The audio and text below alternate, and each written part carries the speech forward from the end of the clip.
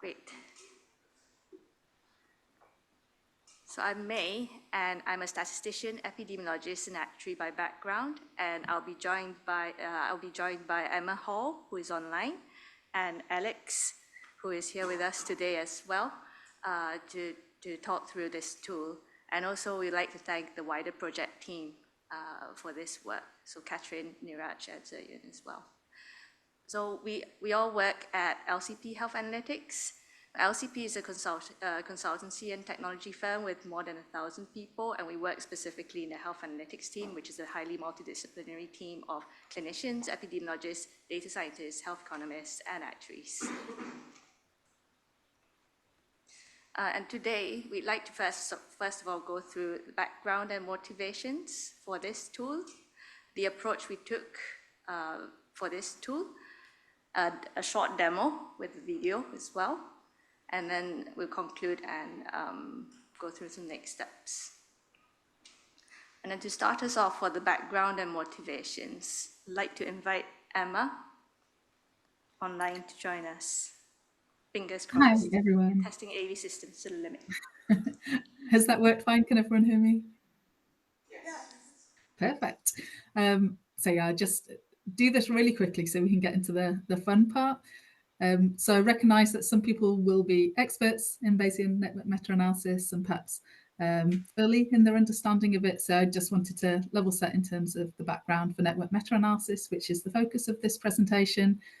So really, network meta-analysis comes about because within a randomised control trial, often we've just got one comparator arm, might be placebo or standard of care, and not all the comparators that we might want to compare to. And then network meta-analysis allows us to look at the broader evidence base of all the published studies, randomized control trials we might have access to, and pull that together to enable us to try and determine which is, in inverted commas, best based on the endpoint that we're looking at. And there's a webinar if people want to see. So this slide is from that webinar that's available on the ISPOR website. And next slide, thanks. So in terms of Bayesian network meta-analysis, it's just an extension of pairwise meta-analysis. So we've got a little figure here. So we could have a pairwise comparison, for example, between treatment A and treatment R, or a pairwise comparison between treatment B and treatment R. Indirectly, then could compare A to B.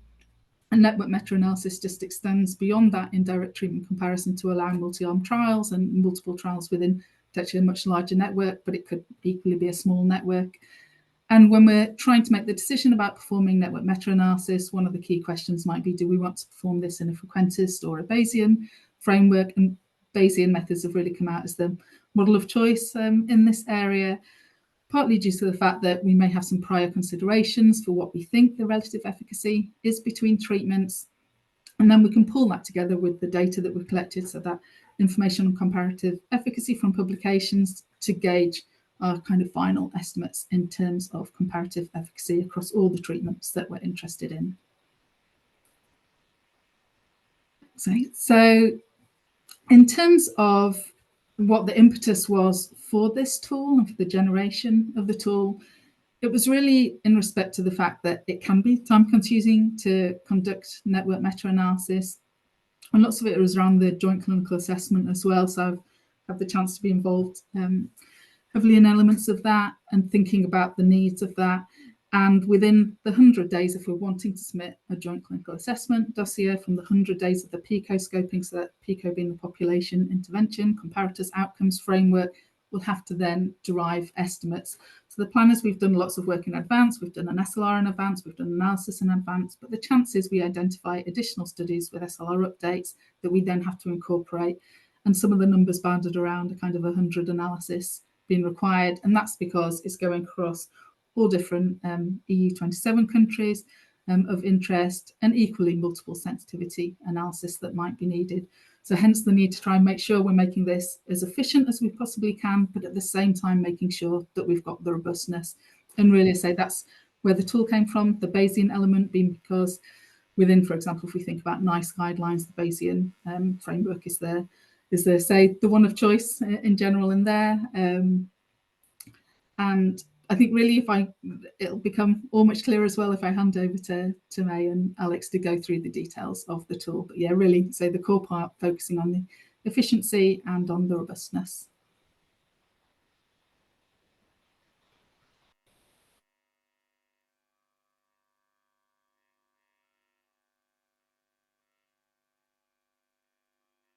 The approach we took. So first of all, we used quite a few building blocks for this tool. We basically developed an R code workflow around 3 main components. The first is the R multi-NMA package for NMA modeling that was built by David Filippo. And then the second is R Markdown for PowerPoint slides and Word document automation. And the last key component was our company's templates for PowerPoint slide packs and also Word reports. So this workflow integrates quite a few components. It integrates automated model, NMA model specification. It also incorporates the batch processing with parallelization of these NMA models, because some of them are quite computationally intensive, especially if you specify a large number of iterations. And it also integrates diagnostic tests for the NMAs. And it plots results and diagnostic outcomes, and also it extracts the results. And the outputs of these tools are effectively client-ready slides and reports with consistent styling. And also, in addition to that, we save the underlying plots and results tables. And this tool is very scalable. In the same framework, it accommodates multiple outcome types, such as binary outcomes, rates, and continuous outcomes. We can run both random and fixed effects NMA. This is by nature of using the multi-NMA package. And we can run sensitivity analysis, such as unrelated mean effects and node split models, and that's for checking the consistency assumption in NMAs. And also we can allow custom configurations for run settings. So for example, the number of iterations, specifications for the prior distributions, and also specifications for names of headings, whatever you'd like them to be.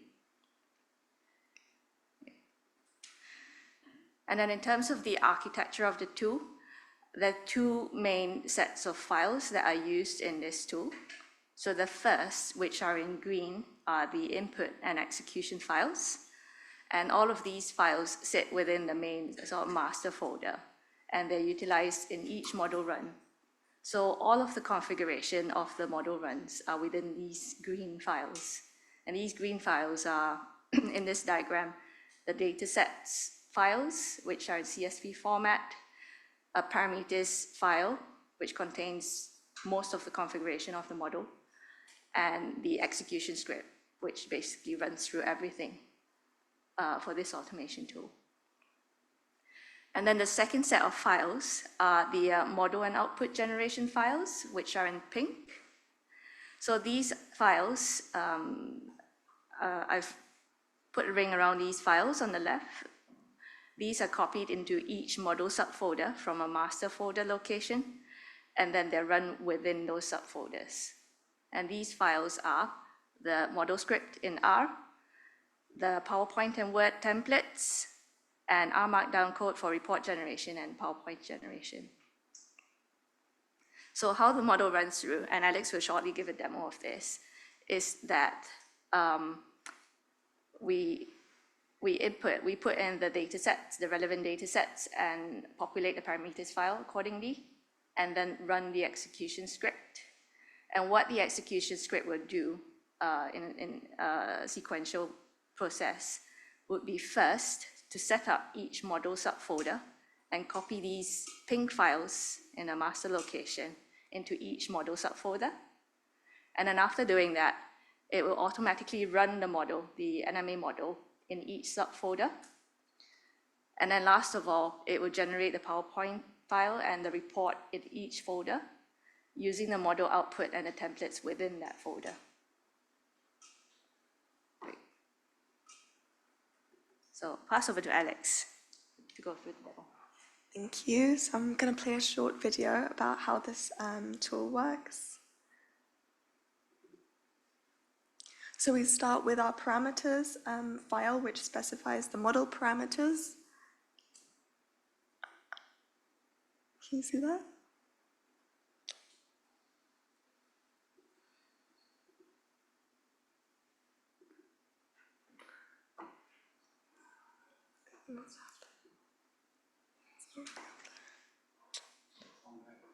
It is fine, we do have backup screenshots.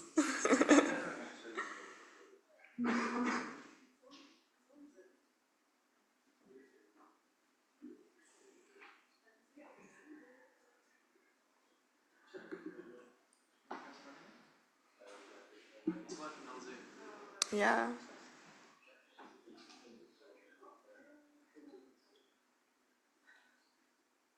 Apologies, guys, online. Please bear with us a few seconds. Yeah. Okay. Good time to be on Zoom. Okay. Do you guys Yeah. do you want online? I could also try playing just the video. Just keep going.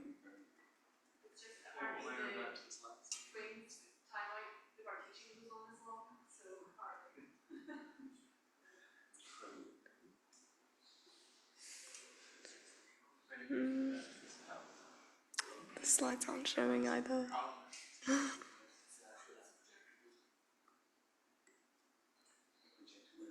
Yeah. What if we turn around this little one? Will you need these? No, we wouldn't need that. Okay. Okay, it's back.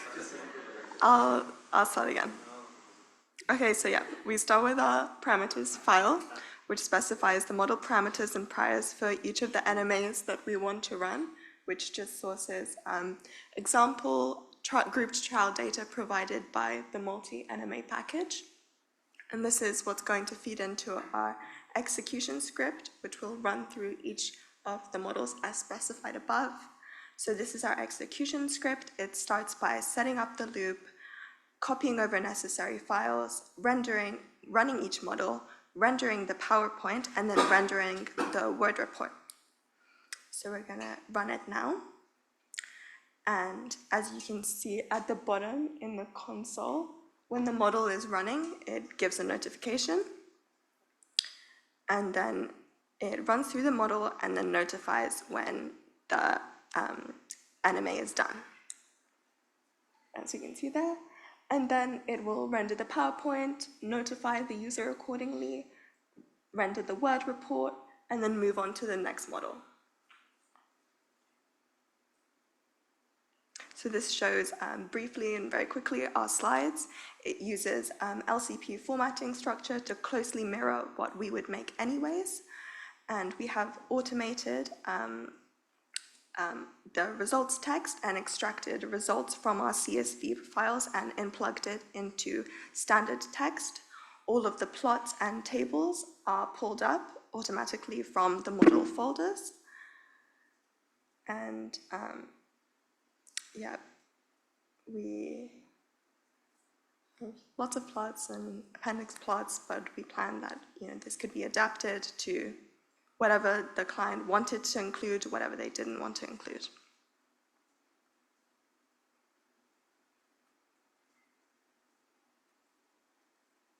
Finally, our closing slide.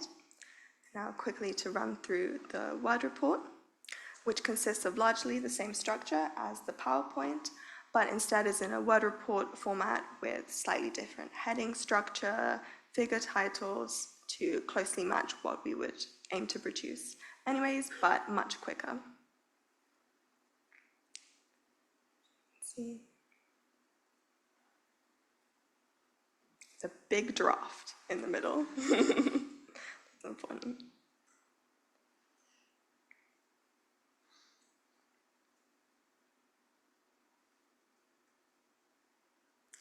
So that concludes our demo, and I'll pass back to Mei. Thank you, Alex. So just to round up and let you move on to other things that might be on your mind.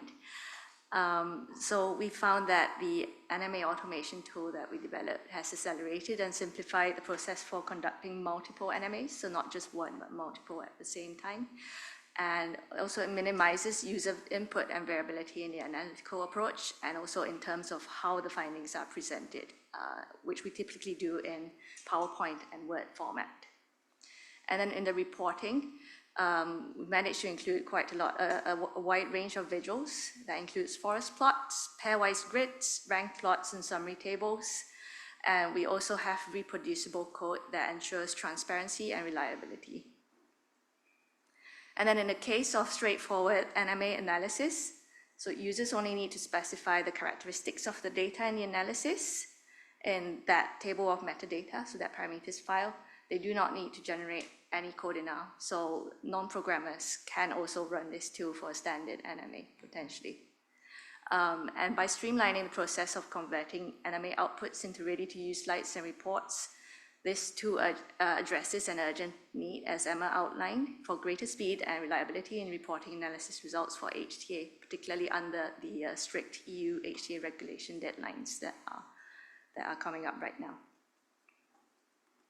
And then in terms of next steps, what we're quite keen to do in the near future is to integrate non-multi-NMA models into this tool. For example, some types of survival outcomes. And we also hope to extend it to multi-level network meta-regression, which is actually already incorporated into the multi-NMA package, so it's not so far of a stretch. And then lastly, if we do get client feedback that we can address further with this tool, then that's something that we look to incorporate as well to improve on the tool. And also just to note, because we use the LCP template currently, but we can actually pick up any template as required. So say if a client came to us and said, could you use our template, please? And we've got all this information we'd like captured in the report. That is something that the tool is already set up to do quite quickly. Great, thank you very much for your attention, and look forward to your questions.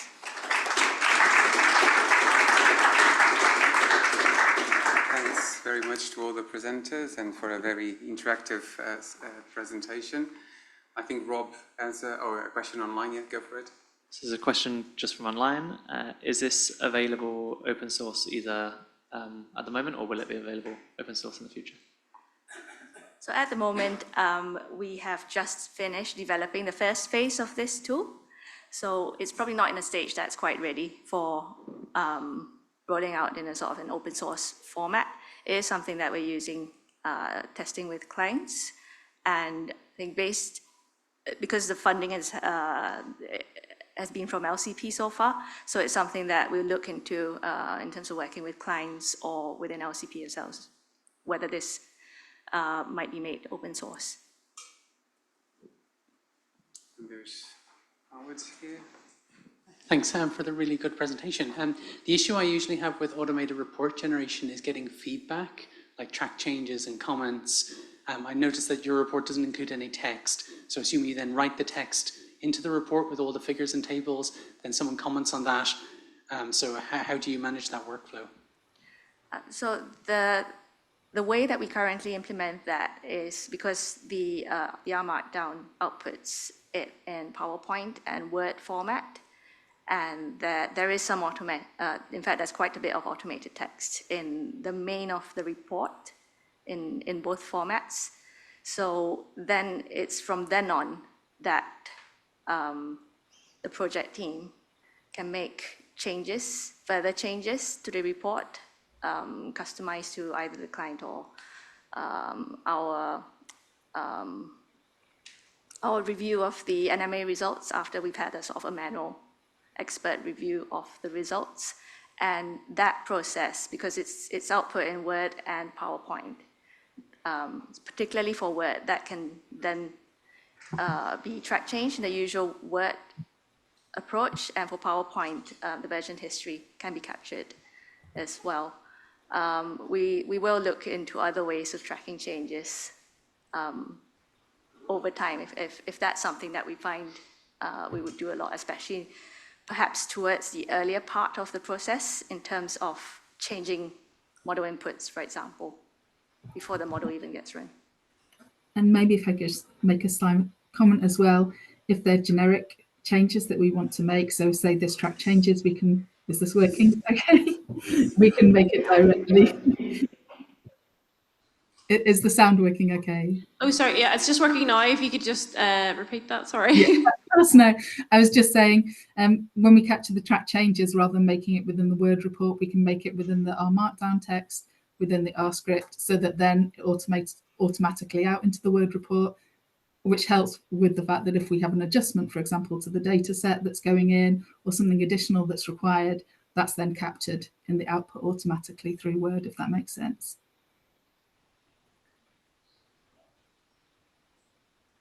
Any more questions for Mei or the other presenters? I have one. Yeah. So you're using multiNMA, but multiNMA package has lots of capabilities, and I saw that you assess or can assess with the tool that you've developed inconsistency of evidence between direct and indirect evidence. What else have you tested? Because the multi-NMA has lots of things to that you could assess, like population adjusted methods and network meta regression. So what is the next step that you will follow in terms of development of this tool? Great question. So the multi-level regression is probably top of our list, and because the first phase of this work is to put together the approach for standards of very standard network meta-analysis. So we are in the process as well of exploring what else we can do with the multi-NMA package that we can incorporate into the tool. But also because we've got other competing priorities. So for example, other survival outcomes not captured in multi-NMA. So we may not be as fast as we can in terms of exploring how to build in other multi-NMA capabilities as is ideal. Okay, thank you. Thanks again for an excellent presentation by Mei Sum and the other presenters. And